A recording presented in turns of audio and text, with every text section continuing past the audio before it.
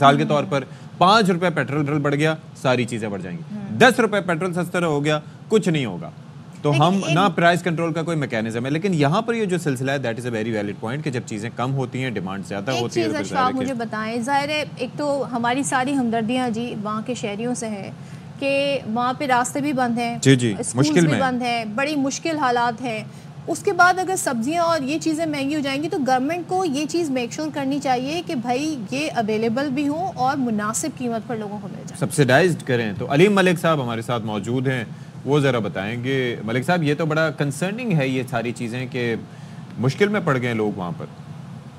ये देखें, चूंकि इस्लामाबाद ऐसा शायद वफाकी दारुल हुकूमत है ना, यहाँ पे तो मकामी सतह पे तो किसी चीज की पैदावार नहीं है।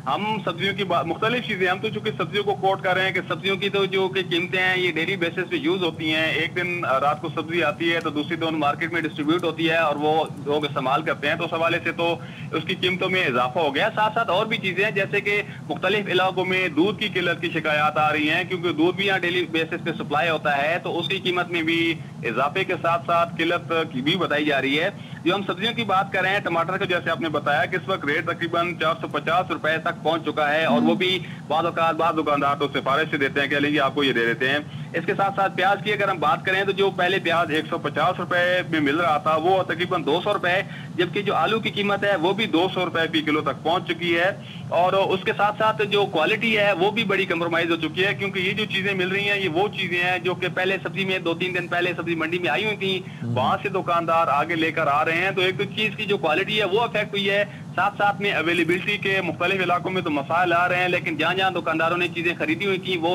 अब कई गुना महंगे दामों बेच रहे हैं, क्योंकि उन्हें पता है कि चीजों की जो सप्लाई लाइन है वो बिल्कुल खत्म हो चुकी है।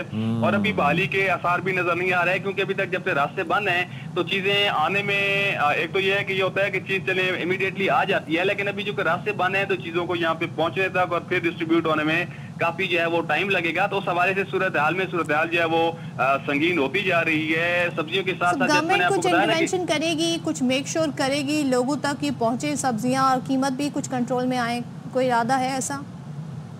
देखें, अभी तक तो जो सूरत हाल हमें नजर आ रही है, कल हमने जो कि जो एंट्री इस्लामाबाद का जो एंट्री पॉइंट था उसमें अपने नाज़रीन को सूरत हाल आगाह भी की है। वहां पे चूंकि जब तक ये चीजें नॉर्मलाइज नहीं होती, रोड्स नहीं खुलते, तो उस वक्त तक हम ये नहीं कह सकते कि ये चीजें बेहतर होंगी, क्योंकि ये तो अवेलेबिलिटी पे चीज है ना। आपके पास मार्केट में एक चीज आएगी, पहले सब्जी मंडी में दूसरे शहरों से चीज एक आएगी, वो यहाँ पे पहुंचेगी, फिर वो आगे डिस्ट्रीब्यूट होगी, तो इट विल टेक टाइम ना। तो उस वजह से इमीडिएटली तो हमें नहीं नजर आ रहा कि सूरत हाल कुछ बेहतर होगी। हाँ, हम उम्मीद कर सकते हैं कि अल्लाह करे जो ये सूरत हाल एक एहतजाज की बनी हुई है इसका कोई बेहतर हल निकले, और उसके बाद से ये जो ट्रांसपोर्टेशन है इसके मसाइल खत्म हो। और जैसे ट्रांसपोर्टेशन के मसाइल खत्म हो गए तो चीजों की जब यहाँ पे ट्रांसपोर्टेशन शुरू हो जाएगी तो उसके बाद से जो है शहरी जो है वो नई चीजें, फ्रेश चीजें इस्तेमाल कर सकेंगे, और जो उनका मुनासिब रेट है उस पर चीजों शहरियों को चीजें जो है वो दस्तयाब हो सकेंगी। ये सिलसिला है। Thank you so much Aleem Malik साहब, आप हमारे साथ मौजूद थे।